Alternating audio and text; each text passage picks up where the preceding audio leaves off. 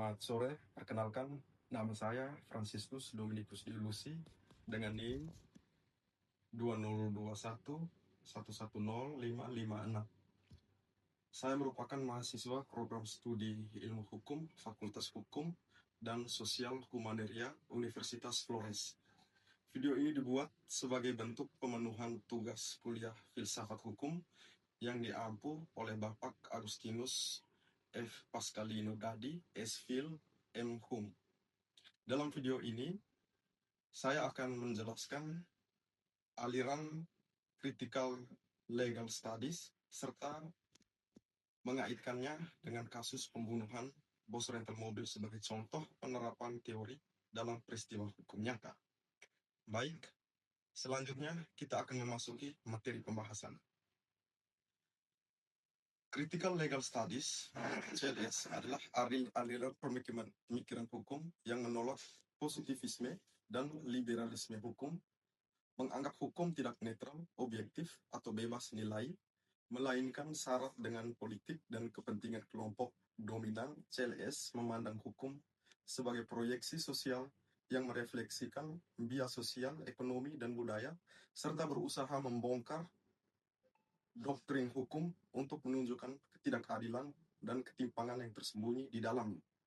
Demi menciptakan masyarakat yang lebih adil dan egaliter, Critical Legal Studies dalam posisinya sebagai antitesis bagi positivisme dan formalisme hukum memiliki beberapa inti gagasan yang menjadi substansi dasar di dalam gerakan pemikirannya. Dalam hal ini, inti gagasan dari Critical Legal Studies dapat dibagi sedikitnya ke dalam 3 model paradigma, yaitu pertama, paradigma kritis yang diungkapkan oleh Roberto M. Unger yang mengupayakan integrasi dua paradigma yang bersaing satu sama lain, yaitu paradigma konflik dengan paradigma konsensus. Hukum dapat terbentuk dari dua aspek. Ada kalanya hukum terbentuk karena adanya pertentangan, dan ada kalanya hukum terbentuk adanya kesepakatan. Berkaitan dengan hal ini, Unger berupaya bahwa hukum itu harus dipandang sebagai proyeksi realitas sosial dalam bentuk kesepakatan bersama untuk meredam pertentangan antara individu maupun kelompok masyarakat. Kedua, paradigma kritis yang dikemukakan oleh David Kairis yang memandang hukum liberal sebagai hukum yang bersifat menindas kaum lemah dan memperkuat kaum kapitalis sehingga menimbulkan ketimpangan sosial yang tinggi. Di sini hukum dipandang sebagai alat paling kuat dan utama bagi berlangsungnya sistem yang berhaluan kapitalisme. Pemikiran David Kairis ini juga dipengaruhi secara dominan oleh tradisi pemikiran yang berhaluan Marxis.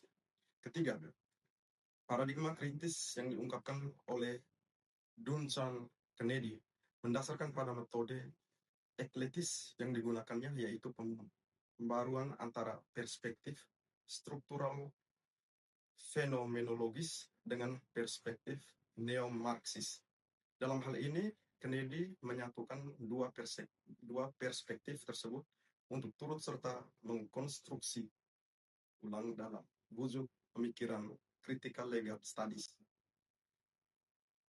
Setelah menjelaskan konsep dan gagasan utama Critical Legal Studies, selanjutnya saya akan memaparkan kasus pembunuhan bos rental mobil dengan menggunakan pendekatan 5W+1H.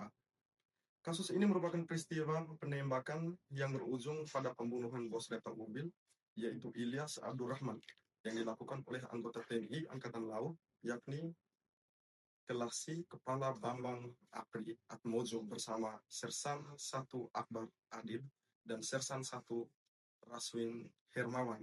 Peristiwa ini terjadi pada Kamis dini hari 2 Januari 2025 di depan toko Indomaret Rest area kilometer 45 Tol Tangerang Merak, Kecamatan Jayanti, Kabupaten Tangerang, Banten. Kasus ini terjadi karena korban berusaha mengambil kembali mobil rental miliknya yang diduga digelapkan oleh para pelaku sehingga memicu ketegangan di lokasi kejadian. Dalam proses kejadian, salah satu pelaku yang Kelasi Kepala Bambang Apri Atmojo menggunakan senjata api dan melepaskan tembakan ke arah korban yang mengakibatkan korban meninggal dunia di tempat serta melukai satu orang lainnya. Dengan demikian, kasus ini menunjukkan bagaimana konflik perdata terkait kendaraan berubah menjadi tindak pidana berat akibat penyalahgunaan kewenangan dan kekerasan bersenjata. Analisis antara teori dan kasus. Setelah pemaparan kasus berdasarkan unsur 5B tambah 1H, selanjutnya saya akan menganalisis kasus tersebut dengan mengaitkannya pada teori critical legal studies. Dalam sudut pandang critical legal studies, hukum tidak bersifat netral. Sebaliknya, hukum dipengaruhi oleh hubungan kuat dan kepentingan kelompok yang dominan. Insiden penembakan yang melibatkan bos rental mobil, Ilyas Abdul Rahman, oleh prajurit TNI Angkatan Laut mencerminkan adanya ketidakseimbangan kekuasaan antara aparat bersenjata dan masyarakat sipil. Pertikaian yang awalnya berhubungan dengan urusan sipil bertransformasi menjadi kasus kejahatan berat akibat penyalahgunaan otoritas dan kekuatan. Berdasarkan pemikiran Roberto M. Angel, hukum seharusnya berperan dalam mengulangi konflik melalui pencapaian kesepakatan sosial, namun dalam situasi ini, hukum gagal untuk mencegah kekerasan dan malah menunjukkan dominasi pihak yang berkuasa. Selain itu, pemikiran David Kairis menegaskan bahwa hukum seringkali menguatkan posisi mereka yang kuat dan bisa menindas pihak yang lemah, terutama bila penerapan hukum tidak dilakukan dengan kritis dan transparan. Di sisi lain, dengan Kennedy berpendapat bahwa hukum terbentuk oleh struktur sosial dan ideologi yang mengelilinginya, kasus ini menunjukkan bagaimana struktur kekuasaan dan budaya kewenangan dapat mempengaruhi tindak individu serta proses hukum. Oleh karena itu, CLS menekankan pentingnya melakukan kritik terhadap penegakan hukum agar tidak menjadi sarana untuk melegitimasi kekuasaan, tetapi benar-benar menciptakan keadilan bagi masyarakat. Kesimpulan, berdasarkan analisis yang telah dijelaskan, dapat disimpulkan bahwa aliran critical legal studies melihat hukum sebagai sesuatu yang tidak bersifat netral dan terpengaruh oleh dinamika kekuasaan. Kasus pembunuhan seseorang pemilik rental mobil menunjukkan adanya ketidakseimbangan kekuasaan antara keamanan bersenjata dan masyarakat sipil, sehingga hukum perlu dianalisis agar tidak berfungsi sebagai alat legitimasi bagi kekuasaan. Oleh karena itu, CLS menekankan betapa pentingnya penegakan hukum yang adil, transparan, dan terfokus pada pelindungan hak-hak masyarakat. Demikian penjelasan saya tentang aliran critical legal studies dan hubungannya dengan kasus pembunuhan pemilik rental mobil. Semoga informasi ini bermanfaat dalam meningkatkan pemahaman tentang pentingnya perspektif kritis dalam melihat hukum dan penerapannya. Atas perhatian Bapak, saya ucapkan terima kasih. Selamat sore.